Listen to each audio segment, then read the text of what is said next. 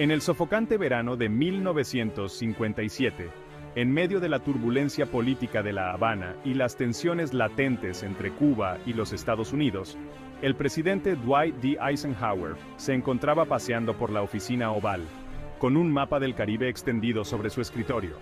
Los informes de disturbios en Cuba habían ido en aumento, con rumores de corrupción y tiranía girando en torno a Fulgencio Batista, el líder cubano, apoyado por los intereses estadounidenses. El ceño de Eisenhower se frunció mientras estudiaba los últimos informes de inteligencia. Su asesor de confianza, Robert Cutler, entró en silencio, rompiendo el pesado silencio que flotaba en el aire. Señor presidente, la situación en La Habana está empeorando. El poder de Batista está disminuyendo y los rebeldes están ganando impulso. Eisenhower suspiró, su mente corriendo con cálculos geopolíticos.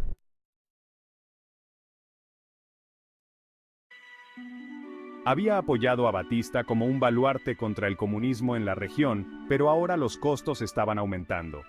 Los informes sobre el lujoso estilo de vida de Batista contrastaban marcadamente con la pobreza del pueblo cubano, alimentando el descontento y la rebelión.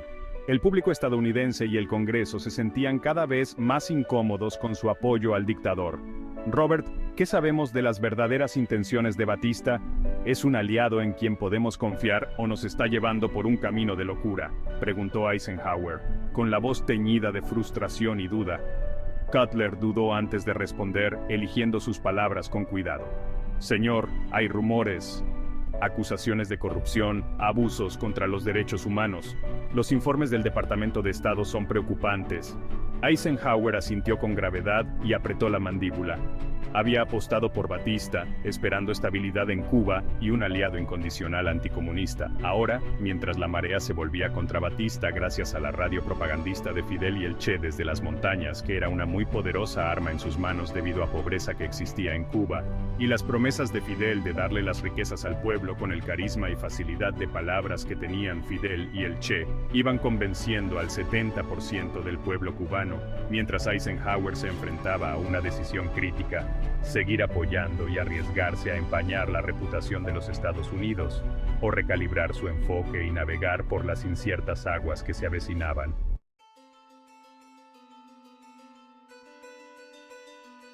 Mientras tanto, en los opulentos salones del Palacio Presidencial de La Habana, Fulgencio Batista estaba recostado en su sillón, con sus pensamientos consumidos por los últimos despachos de Washington. Sabía que los estadounidenses se estaban impacientando, pero creía en la justicia de su causa. Cuba necesitaba mano dura, un líder que pudiera proteger la isla de la marea roja que se extendía por América Latina. Mientras el sol se ponía sobre La Habana, proyectando largas sombras sobre sus calles adoquinadas, ambos hombres lidiaban con sus ambiciones, sus miedos y el peso de sus decisiones. No sabían que sus destinos estaban entrelazados, unidos por la compleja danza del poder, la ideología y la historia.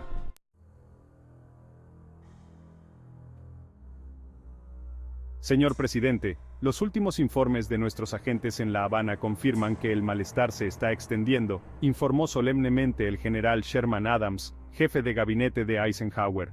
Eisenhower asintió con expresión seria. ¿Y Batista? Se mantiene firme, pero a duras penas.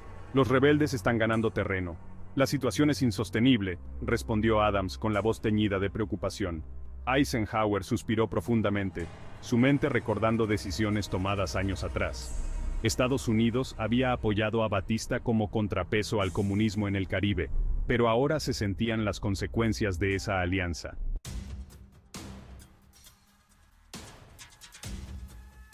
Señor presidente, la verdad sobre la venta de armas. Hizo una pausa, eligiendo sus palabras con cuidado. Hay pruebas que sugieren que nuestras armas fueron utilizadas contra el pueblo cubano. La opinión pública y el Congreso exigen respuestas. La mandíbula de Eisenhower se tensó. Había creído en la justicia de su causa, pero ahora se enfrentaba a la dura realidad de las consecuencias imprevistas. La decisión de vender armas a Batista, antes vista como un mal necesario, ahora lo perseguía.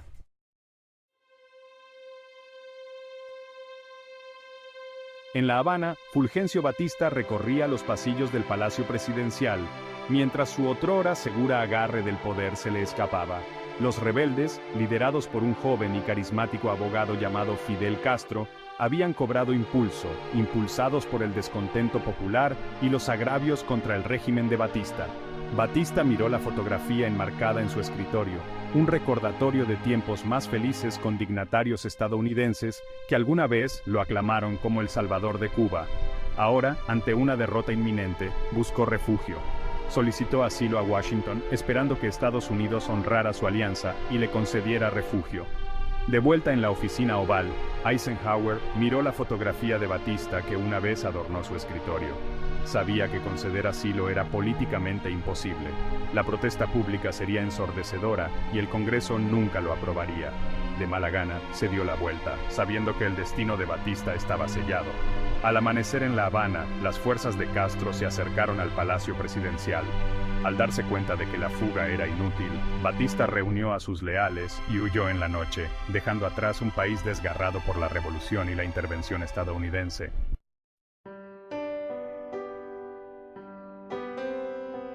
Pero aquí la traición, porque cuando existe traición, existen mentiras, que es lo único que hemos escuchado los cubanos, víctimas del bien y del mal. Esta es la realidad. En realidad, fue el coronel Fulgencio Batista quien encabezó un periodo de desarrollo económico y social, en el que Cuba surgía como una de las naciones más modernas, prósperas y visitadas de la región. Fue también un periodo de intrigas, corrupción y mafias, en un país que nunca logró independizarse plenamente de los americanos, quienes traicionaron al pueblo cubano después de recibir el pago por armas que debieron enviar a Batista, y se las entregaron a los rebeldes de Fidel. Sí, como lo oyes. Luego de que Fidel fue entrevistado por un par de periodistas estúpidos y muy cortos de vista, quienes se dejaron convencer por el carismático y muy popular supuesto defensor de los pobres, el abogado Fidel Alejandro Castro Ruz, que hicieron unos escritos defendiendo a Fidel, quien supuestamente no era comunista, él solo quería acabar con la pobreza y el maltrato de los pueblos.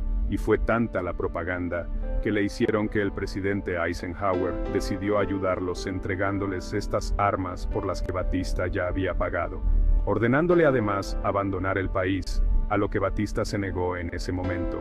Luego que Eisenhower siguió ayudando a Fidel, con quien se comunicaba a través de los periodistas o claves en los discursos de Fidel, a quien debemos agradecer el triunfo de la revolución impuesta por Fidel Castro por 65 años. Si parece fijación, es superada por la realidad. En Cuba había pobreza con Batista, es cierto, pero era un país próspero recibiendo una cantidad impresionante de turistas.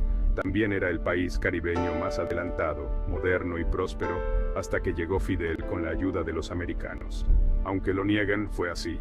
Luego que Eisenhower, quien al parecer era un tipo fácil de convencer, leyera los escritos de estos periodistas, de los cuales uno de ellos se quedó un tiempo conviviendo con los rebeldes enamorado de la causa cubana, Eisenhower decidió traicionar a Batista para ayudar al carismático abogado Fidel Castro, para pronto despertarse escuchando las palabras mágicas del mismo carismático abogado Fidel Castro, diciendo en un discurso que ahora éramos un país comunista y que tendrían que controlar el azúcar que consumía el pueblo, y todavía, en ese tiempo, era el mayor productor de azúcar en el mundo.